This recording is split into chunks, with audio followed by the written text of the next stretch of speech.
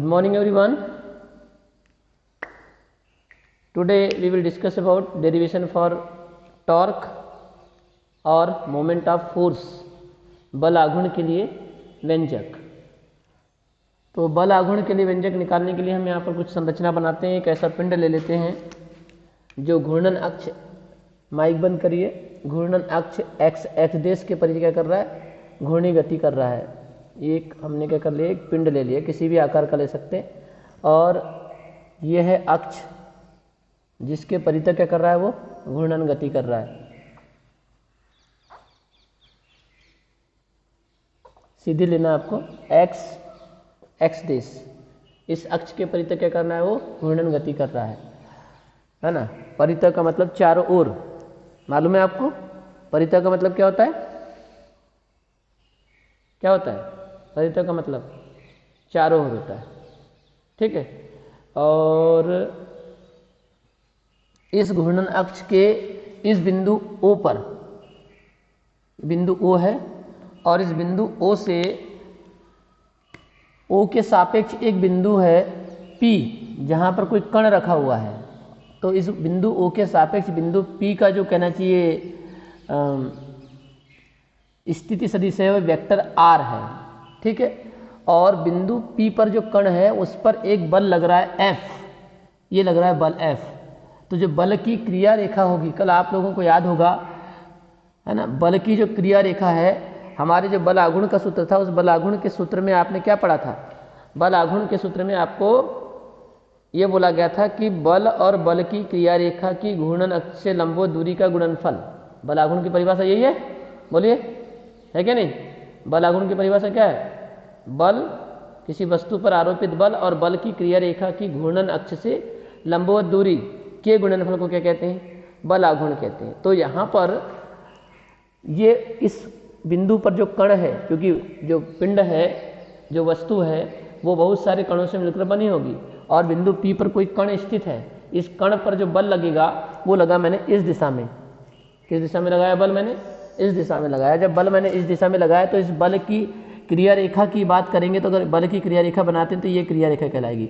बल की क्रिया रेखा का मतलब ऐसी रेखा जिस पर क्या हो रहा है, बल कार्य कर रहा है। ये देखिए, ये इस रेखा पर बल क्या हो रहा है, कार्य कर रहा है। और ये यहाँ से लेकर यहाँ तक ये बल की क्रिया रेखा की घूर्णन अक्ष से लंबवत दूरी नहीं कहलाएगी। लंबवत दूरी कौन सी कहलाएगी, ये, क्योंकि यहाँ 90 अंश नहीं बन रहा है ना, यहाँ तो कितना कोण बनेगा, थीटा कोण बनेगा। ये स्थिति सदिश और बल के बीच जो कोण बनेगा, वेक्टर F लिख देते हैं, तो इनके बीच कोण कितना बनेगा, थीटा बनेगा। यहाँ पर हमको चाहिए लंबवत दूरी, तो लंबवत दूरी के लिए क्या करना पड़ेगा आपको, ये इस तरह से क्या करना पड़ेगा, एक रचना का निर्माण करना पड़ेगा। यहाँ पर इसको नाम दे देते हैं M, और यहाँ देखिए, यहाँ थीटा इज इक्वल टू कितना कोण बन रहा है, 90 डिग्री बन रहा है। यानी कि लंबवत दूरी कौन सी होगी, OP नहीं होगी, लंबवत दूरी OP नहीं होगी, लंबवत दूरी क्या होगी, बल की क्रिया रेखा ये है, तो बल की क्रिया रेखा की घूर्णन अक्ष से लंबवत दूरी OM होगी। बात समझ में आ रही है, यस और नो। लंबवत दूरी का मतलब ही होता है कितना कोण बनना चाहिए, बोलिए कितना, 90, हाँ 90 अंश का कोण बनना चाहिए, है ना। 90 अंश का जो कोण बनना चाहिए, तो ये देखिए आपने इस बल की रेखा को आपने क्या किया, इस तरह से आगे बढ़ा दिया। तो बल की रेखा ही क्या कहलाती है, बल की क्रिया रेखा कहलाती है ना। तो इस क्रिया रेखा की इस घूर्णन अक्ष से लंबवत दूरी OM होगी, ठीक, OP नहीं होगी, क्योंकि यहाँ 90 अंश नहीं बन रहा है, 90 अंश यहाँ पर बन रहा है, ठीक। बात समझ में आ गई, बोलिए, यही समझना है। थ्योरी में लिखना क्या है, माना कि कोई पिंड घूर्णन अक्ष x देश के परितः घूर्णी गति कर रहा है ना। अक्ष के किसी बिंदु O के सापेक्ष बिंदु P पर कण का स्थिति सदिश कितना है, वेक्टर R है, स्थिति सदिश वेक्टर R है। माना कि कण पर लगने वाला बल F है, तब बल की क्रिया रेखा की घूर्णन अक्ष से या घूर्णन बिंदु से लंबवत दूरी कितनी होगी, OM होगी। तब से क्या करेंगे, हम डेरिवेशन को स्टार्ट करेंगे, बताइए। तब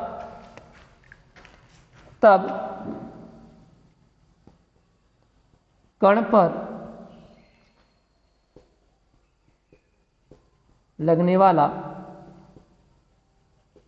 बलागुण। क्या है सूत्र बताइए? बलागुण का सूत्र क्या है? बल, वस्तु पर आरोपित बल गुणा बल की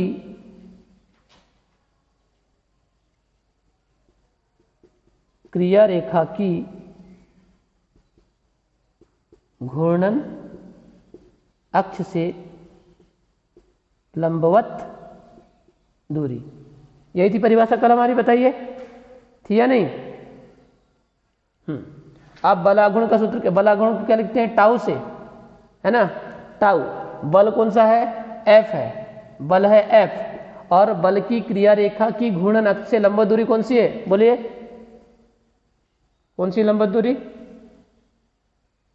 बल की क्रिया, नहीं आर नहीं है, बल की क्रिया रेखा ये है ना भाई। बार बार सब देखो, मैं फोकस कहाँ कर रहा हूं बार बार? बल की क्रिया रेखा, बल की क्रिया रेखा ये है, ये है बल की क्रिया रेखा। जिस रेखा पर बल कार्य करता है, क्रिया करता है, उस रेखा को क्या कहेंगे? बल की क्रिया रेखा कहेंगे। तो ये जो है ना, ये लाइन, ये देखो, ये बल एफ लगा, उसी बल को मैंने क्या किया? बस बल की रेखा को मैंने पीछे की ओर बढ़ाया, ये हुई बल की क्रिया रेखा। और इस बल की क्रिया रेखा की इस घूर्णन अक्ष यानी कि घूर्णन बिंदु से दूरी कितनी? लंबवत दूरी कौन सी होगी? 90 अंश यहां बनाए तो ये दूरी कहलाएगी ओ एम। ये ओ एम जो होगी वो लंबवत दूरी कहलाएगी। ये लंबवत दूरी नहीं कहला सकती ना, क्योंकि यहाँ कोण कितना बनाया बताइए? 90 अंश तो बना नहीं है। समझ में आ रही बात? अगर यहां पर थीटा है तो यहां पर 90 अंश हो ही नहीं सकता। बात समझ में आ रही है? इसलिए लंबवत दूरी कौन सी कहलाएगी? ओ एम कहलाएगी। क्या कहलाएगी? O M. ये हो गया O M, equation number first. अब देखो, अगर यहां थीटा बनाए तो यहां पर भी क्या बनेगा? थीटा ही बनेगा। Clear that? बोलो, बनेगा? कौन से कोण कहलाते हैं? शीर्षाभिमुख कोण। कौन से कोण कहलाते हैं? बोलिए, यहां थीटा तो यहां थीटा, कौन से कोण कहलाते हैं? हाँ बोलो, ये जो कोण बनते हैं ये कौन से कोण कहलाते हैं? यहां थीटा, यहां थीटा, सम्मुख कोण नहीं, शीर्षाभिमुख कोण कहलाते हैं। कौन से कोण कहलाते हैं? शीर्षाभिमुख कोण। ठीक है, तो ये शीर्षाभिमुख कोण हो जाएगा। अच्छा, अब क्या करिए? अब एक समकोण त्रिभुज आपको दिखाई दे रहा होगा, देखो ओ एम पी दिख रहा है, ओ एम पी। तो अब समकोण त्रिभुज में क्या कर दीजिए? समकोण त्रिभुज में साइन थीटा का सूत्र लगा दीजिए। तो अब समकोण त्रिभुज कौन कौन सा? O M P. ये देखिए 90 अंश का कोण यहां बना है। ओ एम पी में, ओ एम पी में साइन थीटा का सूत्र लगाइए। साइन थीटा बराबर क्या होता है बताइए? Sine theta is equal to क्या होता है? हाँ, लंब अपॉन कर्ण होता है। ठीक, चलो, sine theta is equal to, लंब कौन बनेगा बताइए? अब लंब कौन बनेगा? लंब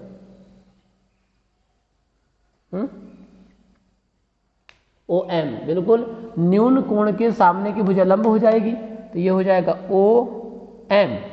ठीक है, और कर्ण कौन बनेगा? 90 अंश के सामने की भुजा कर्ण बनता है, तो ओ पी, तो क्या लिखेंगे? आर लिखेंगे। ठीक है, अभी हम केवल परिमाण ले रहे हैं, इसलिए ना हमने बल पर तीर का निशान लगाया है, ना टाउ पर निशान लगाया, ना आर पर निशान लगाया है ना? आर एक सदिश, स्थिति सदिश है, लेकिन हम अभी केवल परिमाण ले रहे हैं। तो परिमाण लेते समय हम तीर का निशान नहीं लगाते हैं, वेक्टर नहीं लिखेंगे उसको। ठीक है, तो ये sine theta is equal to O M upon R. O M upon R का मतलब ओ पी है एक्चुअल में, और वो निकालें तो ओ पी है इसका मतलब। ठीक, अब देखें,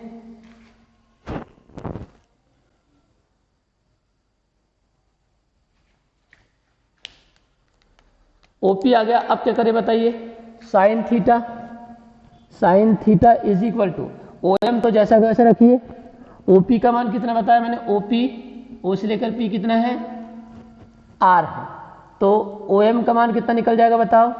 आर साइन थीटा हो जाएगा। ठीक है, होगा कि नहीं होगा?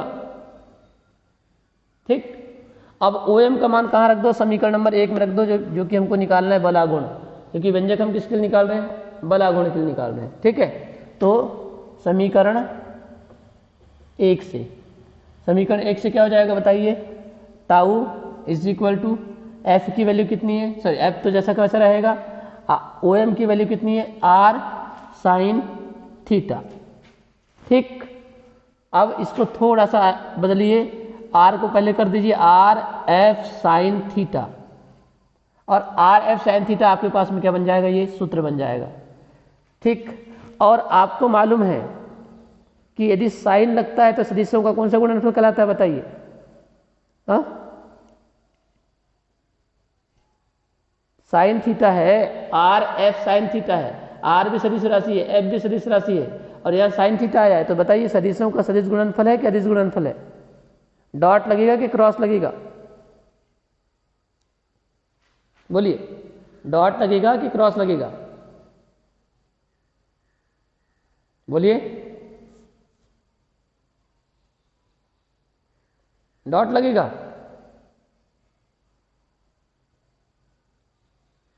क्यों लगेगा डॉट, सदिशों के सदिश गुणनफल में डॉट पड़े हो क्या, अरे भाई vector A cross vector B is equal to A B sine theta पढ़े हो ना आप लोगों ने,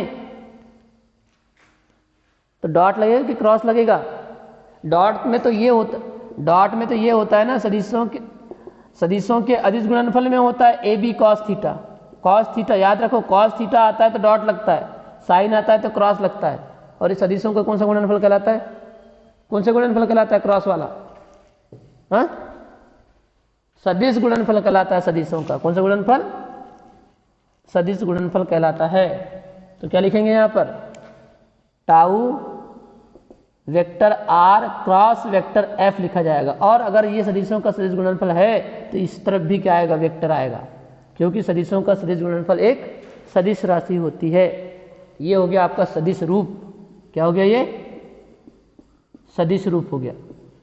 ठीक, इस तरह से होगा। हाँ, ये भी याद रखना है आपकी, अगर आपको क्वेश्चन पूछ लिया, आपको क्वेश्चन ये पूछा कि जो बल आघूर्ण है, ये बल आघूर्ण टाउ का मान होता है, 4 ऑप्शन दे देगा आपको, vector are cross vector F cross vector R upon vector F upon vector R. आपका सूत्र ये होना चाहिए सही, आप सही इसको कहेंगे, क्योंकि सदिशों का सदिश गुणनफल क्रम विनिमय नियम का पालन नहीं करता है, इसलिए tau is equal to vector are cross vector F ही लिखना है आपको, vector F cross vector r नहीं करना है। बात समझ में आ रही है? ठीक है, यानी आप इसको आगे पीछे नहीं लिख सकते, क्योंकि सदिशों का सदिश गुणनफल क्रम विनिमय नियम का पालन नहीं करता है, अदिश गुणनफल करता है, सदिश गुणनफल नहीं करता। डॉट को लिख सकते हो, vector A dot vector B is equal to vector B dot vector A, लेकिन क्रॉस को नहीं लिख सकते, मैंने पढ़ा चुका हूं ये। ठीक है, कंडीशन नंबर फर्स्ट है कि यदि r इज इक्वल टू 0 तब क्या होगा बताइए, r इज इक्वल टू 0, तो यहां पर मान रखोगे r का, जब आप r का मान रखोगे तो क्या आएगा बताओ, tau is equal to r का मान 0 इंटू एफ साइन थीटा, तो क्या हो जाएगा, सब 0 हो जाएगा। तो ये क्यों आया बल आघूर्ण का मान 0? कल मैंने आपको बताया था कि दरवाजे के कब्जे के पास में यदि आप बल लगाएंगे तो दूरी का मान क्या होगा, बिल्कुल भी क्या हो जाएगा, कम हो जाएगा, और जब दूरी का मान बिल्कुल भी कम हो जाएगा तो आपके बल का प्रभाव पड़ेगा क्या, बोलिए, पड़ेगा बल का प्रभाव, हाँ बोलिए, बल का प्रभाव पड़ेगा नहीं पड़ेगा, है ना, बल का प्रभाव नहीं पड़ने वाला है। ठीक, तो इसलिए टाउ का मान क्या आ चुका है, 0 आ चुका है। ये आर का मान 0 करने का मतलब क्या है, यानी आपने अब हैंडल कहाँ पर लगा दिया, कब्जे के पास, और कब्जे के पास लगा दिया तो जाहिर सी बात है, आपको मालूम है कल की घटना, है ना, कि अगर कब्जे के पास में हमने यदि हैंडल लगाया है तो वो दरवाजा आपसे ना खुलने वाला है ना लगने वाला है। क्यों? क्योंकि आप बल भी लगाएंगे तो बल आघूर्ण का मान क्या हो जाएगा, 0 हो जाएगा, क्योंकि आप बिल्कुल कब्जे के पास में लगाएंगे तो दूरी का मान क्या हो जाएगा, 0 हो जाएगा, दूरी का मान 0 हो जाएगा तो बल आघूर्ण का मान 0 हो जाएगा, फिर आप उसको घुमा नहीं सकते, क्योंकि किसी भी वस्तु को जहाँ यदि घुमाना है तो आपको बल आघूर्ण लगाना पड़ेगा, और बल आघूर्ण ही 0 हो जाएगा, तो है ना। दूसरी condition,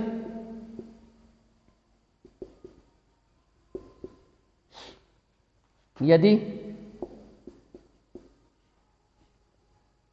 theta is equal to क्या हो जाए, 0 डिग्री हो जाए, है ना, थीटा इज इक्वल टू 0 हो जाए, यानी कि आप दरवाजे को कैसे पकड़ के खींच रहे हैं, लंबवत नहीं खींच रहे हैं, बिल्कुल समांतर खींच रहे हैं। दरवाजा आपका इस तरह से रखा हुआ है और आप पकड़ के ऐसे ही खींच रहे हैं इसको, क्योंकि इसको अगर खुलना है या लगना है तो ये आपको ऐसा करना पड़ेगा या ऐसा करना पड़ेगा। आप पकड़ के ऐसा खींच रहे हैं, तो उस स्थिति में थीटा बराबर क्या बनेगा, 0 बनेगा। और थीटा बराबर यदि 0 बन गया तो टाउ बराबर भी क्या हो जाएगा फिर 0, क्योंकि साइन 0 हो जाएगा। तो टाउ इज इक्वल टू क्या हो जाएगा, आर एफ साइन 0, और साइन 0 की वैल्यू कितनी होती है, 0। तो टोटल किसको क्या हो जाएगा, यहाँ पर टाउ बराबर कितना हो जाएगा, 0 हो जाएगा। ठीक है, तो ये भी आपके पास में एक कंडीशन है। और एक कंडीशन हो सकती है कि आपने बल ही नहीं लगाया। कंडीशन एक और हो सकती है कि आपने बल ही नहीं लगाया है। तो बिना बल लगाने पर आपका जो, अगर कंडीशन नंबर 3 बनाना चाहते हैं, हालांकि हमारा डेरिवेशन यहाँ पर आ चुका है, लेकिन फिर भी यदि आप बनाना चाहते हैं कि यदि 3rd कंडीशन बनाना चाहते हैं, यदि f इज इक्वल टू 0, तो सीधी सी बात है f की वैल्यू भी 0 करोगे तो टाउ बराबर कितना आ जाएगा, 0 आ जाएगा, क्योंकि f का मान यहाँ पर आप क्या करोगे, 0 रखोगे। f का मान यहाँ 0 रखोगे तो टाउ बराबर क्या आ जाएगा, 0 आ जाएगा। बात समझ में आ गई सभी के, है ना, बोलिए।